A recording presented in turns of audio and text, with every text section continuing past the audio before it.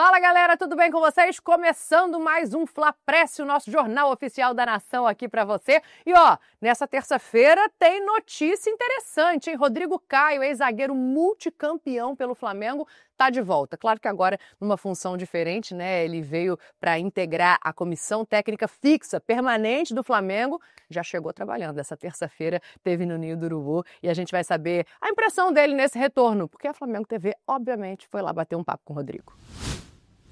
Muito feliz, como se eu não tivesse saído daqui.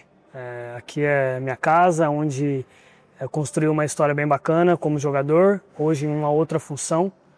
Espero construir uma carreira vitoriosa junto com toda a comissão, com toda essa equipe que nós temos. Enfim, o que eu disse para todos ali dentro, um clube grande como esse, vencedor, está acostumado a vencer e eu vim para cá para isso. Então, espero ajudar, espero aprender e esse é o meu objetivo. Foi bem legal, pude conversar com todos, entender alguns processos. Claro que ainda é muito cedo, o primeiro dia, mas quero me inteirar de tudo para que eu possa me sentir cada vez mais à vontade e poder passar um pouco do meu conhecimento, do que eu sei. E eu acho que o mais bacana é isso no futebol, que a gente possa aprender juntos, que a gente possa contribuir de alguma forma.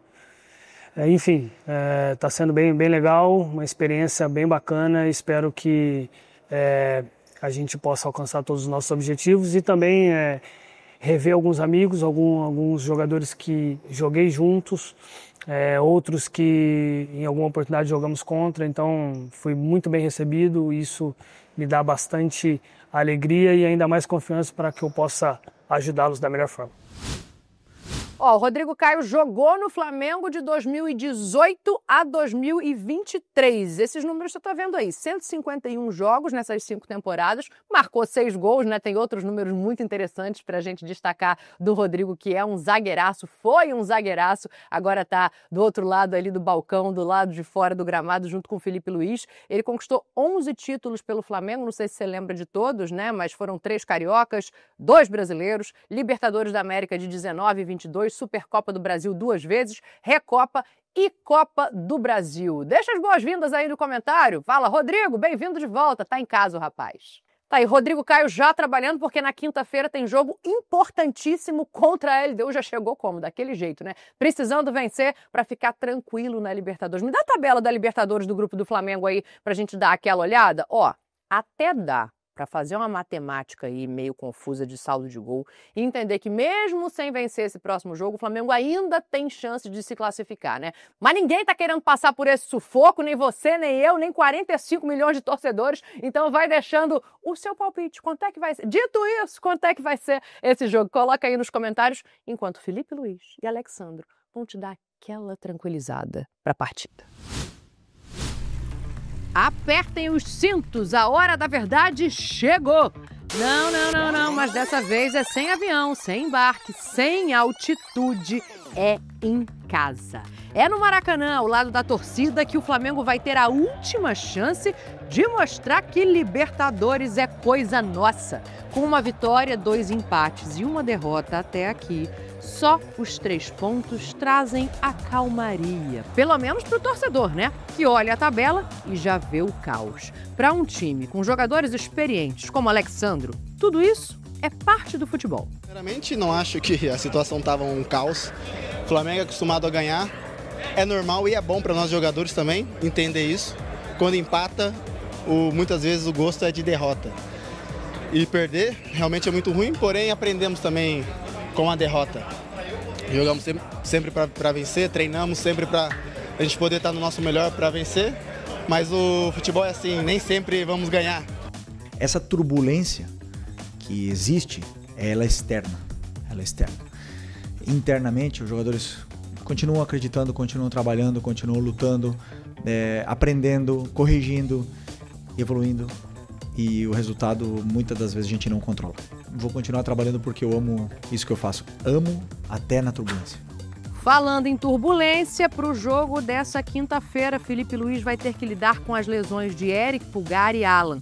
Os dois precisaram ser substituídos no jogo contra o Bahia e tiveram o mesmo problema confirmado: lesão no músculo posterior da coxa direita. A boa notícia é o intervalo de 4 dias entre o último jogo no Campeonato Brasileiro e a quinta-feira, quando o Flamengo encara a LDU. Tempo raríssimo para escolher a melhor estratégia. Agora, para o céu ficar de brigadeiro, o ideal mesmo é vencer e aumentar bem o saldo de gols. Mas nada de pânico, viu? 11 pontos. O máximo que o Flamengo pode chegar, se não é o ideal, é a média de classificação nas edições recentes de Libertadores. Ninguém pode duvidar da força desse grupo aqui. Esse grupo aqui é campeão. Tô aqui pensando, se de repente eu já não fico no Maracanã até quinta-feira, sabe? Vou parando por aqui, vou esperando o jogo começar. Quero que seja daquele jeitinho assim. Você já teve a sensação quando você sentou na arquibancada que, cara, hoje vai? Isso passa por muitos lugares, né? Confiança, mas também por como o Flamengo começa os jogos. Sabe aquele jogo elétrico? O Lázaro Dalfovo vai te contar agora que quando começa desse jeito, geralmente dá certo. Bola com a Arrascaeta, na esquerda, atenção, entrou na área, Michael ajeitou, passou, voltou para Arrascaeta, tira por baixo, o goleiro Marcos Felipe. Toca a bola curtinha, ajeita com o Rezende, roubou, Michael cruzou no meio, Arrascaeta voltou pro Arrasca, depois do rebote no goleiro. Rapaz, os malucos pisaram no fio desencapado e meteram o dedo na tomada 220, hein? A impressão que dá é a seguinte, não deram comida e os caras estão com fome e estão olhando a bola como um prato com aquele churrasco maravilhoso. Que fome! Que fome mesmo, João. Elétrico, enérgico, intenso. Chame como quiser, torcedor, torcedora. Mas é assim que sempre queremos ver o Flamengo quando soa o apito inicial. Contra a LDU, depois de amanhã, uma vitória recheada de gols será fundamental para a nossa classificação às oitavas da Libertadores. E com o time considerado titular, as 4 últimas vitórias foram construídas cedo. Diante do Bahia no último sábado, o Flamengo venceu com um gol marcado logo aos 9 minutos, incendiando ainda mais um pulsante Maracanã. E tem sido assim nos triunfos mais recentes. Na rodada retrasada contra o Corinthians e também em casa, por exemplo, Everton Cebolinha abriu o placar com gol aos 5 minutos. Depois a goleada veio com força, eu sei que você se lembra bem. E por falar em goleada, na vitória anterior pelo Brasileirão sobre o visitante Juventude, Eric Pulgar foi à rede aos 13 e pavimentou os caminhos para o sonoro 6-0. 3 dias antes, Arrascaeta inaugurou o marcador aos 4 contra o Grêmio e deu mais uma imponente vitória ao Mengão, desta vez fora. E agora a parada será novamente no Maracanã, onde, se liguem, vencemos 26 dos últimos 32 jogos pela Liberta. Chegou a hora de apagar a última impressão ruim e mostrar que o que aconteceu diante do Central Córdoba foi apenas um acidente de percurso. E a gente sabe o quanto a torcida, jogando junto como sempre, ainda mais em noites de Copa, vai ser determinante para o Flamengo potencializar a pressão sobre os equatorianos nesta quinta, desde os primeiros segundos da partida. E tem recado da nação que verá os 2 próximos jogos da Liberta aqui no Maraca. Vamos honrar o manto, vamos honrar o Flamengo, vamos pra cima, vamos mostrar que a gente é capaz. Porque a gente já mostrou isso em 2019, 2022, todo mundo sabe, sem comparação. Então eu espero que agora o time tenha bastante união e foco. Com o elenco que o Flamengo tem, eu acho muito importante o time começar com uma pegada bastante forte, entendeu? Contra o adversário. Contra a LDU agora a gente tem que pegar firme desse jeito, entendeu? Para conseguir essa vitória. Aliás, preparando o time para vencer e, se possível, golear, Felipe Luiz também sabe muito bem a diferença que a atmosfera do Maraca pode fazer. Agora, já te adianto também. Na frente, no Maracanã lotado como era hoje, claro que os jogadores vão jogar melhor, não tenho dúvida. Por isso que quinta-feira, Maraca lotado. Valeu! Vamos dar aquela passada no basquete, o NBB tá rolando, quartas de final, o Flamengo já saiu na frente, foi um jogo só, mais um jogo fora de casa, que dá uma vantagem, uma tranquilidade para a sequência. Agora são 2 jogos, jogo 2 e jogo 3, no Rio de Janeiro.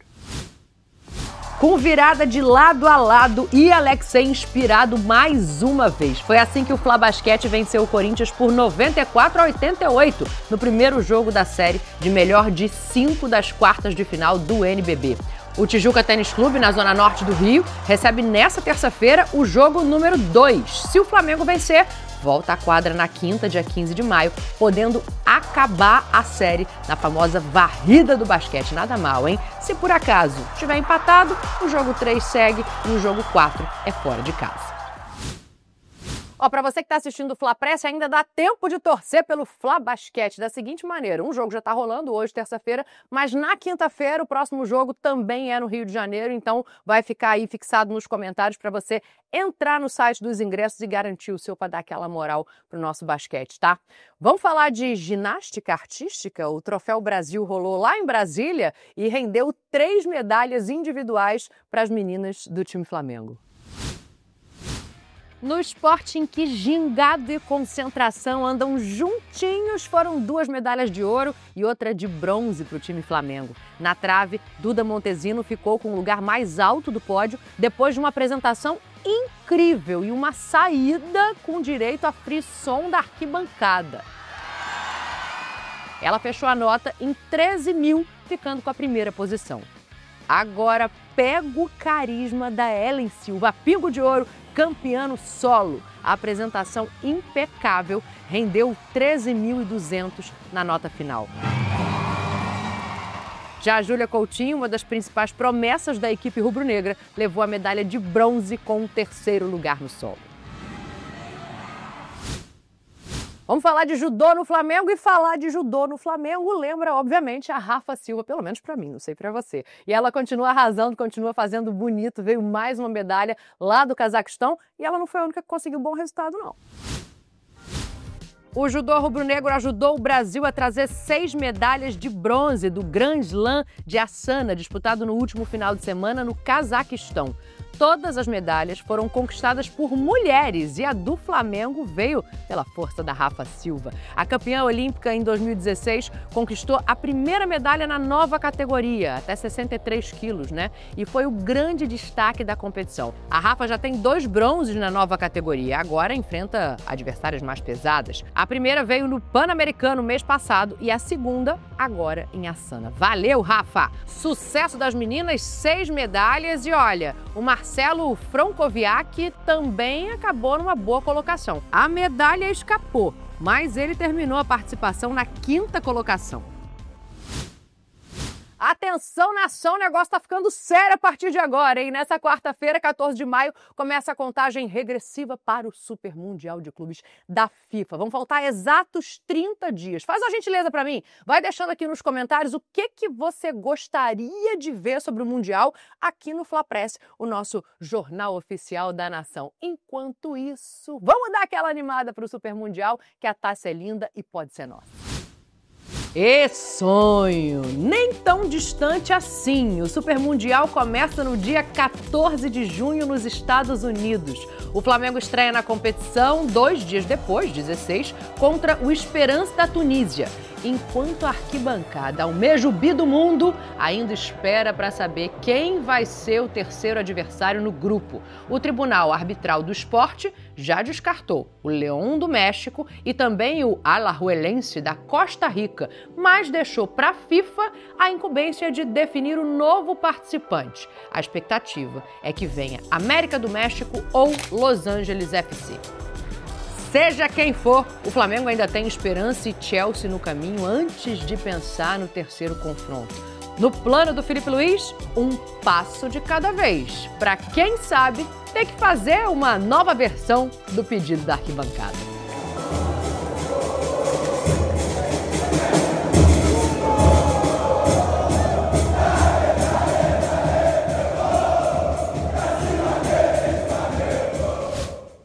Ó, tá aí na sua tela, em Copa do Mundo de Clubes, vai rolar nos Estados Unidos entre os dias 14 de junho e 13 de julho, para quem estiver na final, 13 de julho é a data, e no total são 32 times envolvidos nessa disputa aí pelo título, que é inédito, desse jeitinho nunca teve esse Mundial. 3 formas de se classificar para o torneio, tá? Venceu uma competição continental, que é o caso do Flamengo, garantiu a vaga depois de levantar a Libertadores de 2022. Dá para entrar também pelo ranking geral da FIFA e, no caso específico do Inter Miami, o time do Messi, vencendo um torneio que rolou lá nos Estados Unidos. Esse torneio definiu quem seria o representante do país sede. E, gente, a fórmula todo mundo conhece, é simples, é a fórmula de Copa do Mundo. Primeira fase, 8 grupos de 4 times jogam entre si. Os 2 melhores se classificam para as oitavas e quartas e darará, a partir daí aquele negócio, né? Mata-mata. Ou avança ou volta para casa. Além da glória de se tornar o primeiro campeão mundial de clubes da história, tem um negocinho aí também, além dessa taça que você está vendo que é bonitona, tem 125 milhões de dólares esperando quem venceu o torneio. Dá mais ou menos a bagatela de 716 milhões de reais. Tá bom para você ou não? Ó, antes do Fla Press terminar, tem um momento de arte por aqui, porque tem jogo que parece roteiro de filme e tem filme que fala de futebol. E agora tá rolando o Cinefute no Rio de Janeiro. A Raquel Drodowski vai mostrar um pouquinho dessa união de Flamengo com a arte para você.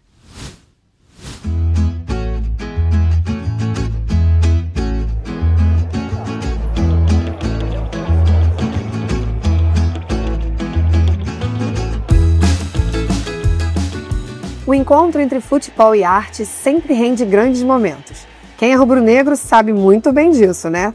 Seja pelos lances marcantes eternizados pelos pés dos nossos craques ou pelos enredos incríveis da nossa história que nem o melhor dos roteiristas poderia ter pensado. Mengão e cinema tem tudo a ver. Eu vejo, por exemplo, diversos gols do Flamengo como obra de arte. Assim. É muito emblemático quando a gente mistura um pouco do esporte, do que ele proporciona na gente como seres humanos imortais e, ao mesmo tempo, quando ele reflete numa obra que fica e que se torna imortal, né? O que seria transformar aquilo que é um gol eternizado numa obra de arte. Então, assim, é muito bonito, muito poético quando a gente faz essa mistura. E o Cinefute, o Festival de Cinema do Futebol, é uma celebração a tudo isso, essa mistura que faz parte da vida de tanta gente. O evento está acontecendo aqui no Rio, em 4 pontos diferentes, e mostra para a nação que o Flamengo é realmente um grande protagonista. Até o dia 16 de maio, próxima sexta-feira, os visitantes poderão acompanhar curtas, documentários e longas sobre o esporte mais amado do mundo. E agora convenhamos, né? Falou de torcida, falou de Maracanã, falou da nação. Geraldinos, dos diretores Pedro Asberg e Renato Martins, mergulha na história da antiga geral do Maracanã e traz personagens e casos que se conectam diretamente com a nossa essência. E ali era uma festa, ali tinha um encontro de várias torcidas juntas, de vários personagens que estão no nosso filme. E a gente tem a torcida do Flamengo muito bem representada, com seus personagens lá também, a Zica, tal, Santa Cruz, que são personagens geraldinos folclóricos da torcida do Flamengo. A gente rodou esse filme há 20 anos, filmamos os 10 últimos jogos da Geral do Maracanã e quem quiser ver os Geraldinos, ele está disponível no YouTube, é aberto, qualquer um pode assistir. E é claro que o filme Alma e Corpo de uma Raça não poderia ficar de fora dessa.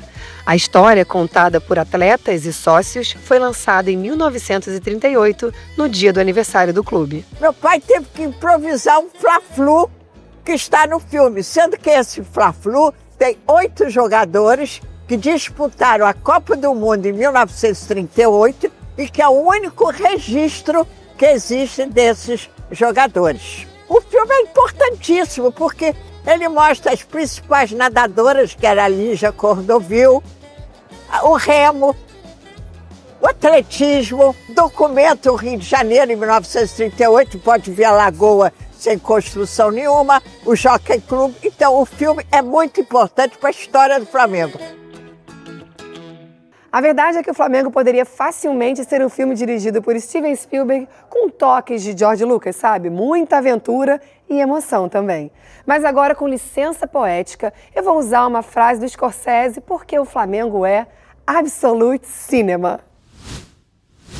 Boa, tá aí o convite para você que está no Rio de Janeiro. O Cinefute rola até sexta-feira, dia 16. Tem muita coisa legal. Na quarta-feira tem outro filmaço do Flamengo também para assistir e é gratuito, tá? Então fica a dica para quem mora no Rio. Se você não mora no Rio, concentre-se, porque quinta-feira tem decisão, tem LDU aqui no Maracanã. A gente vai mostrar tudo para você no nosso pré-jogo, que começa 3 horas antes da partida. Então você já sabe, Flamengo TV, fica ligado que eu, João Guilherme e a galera toda vamos estar por aqui te esperando. Um beijo, obrigado pela companhia.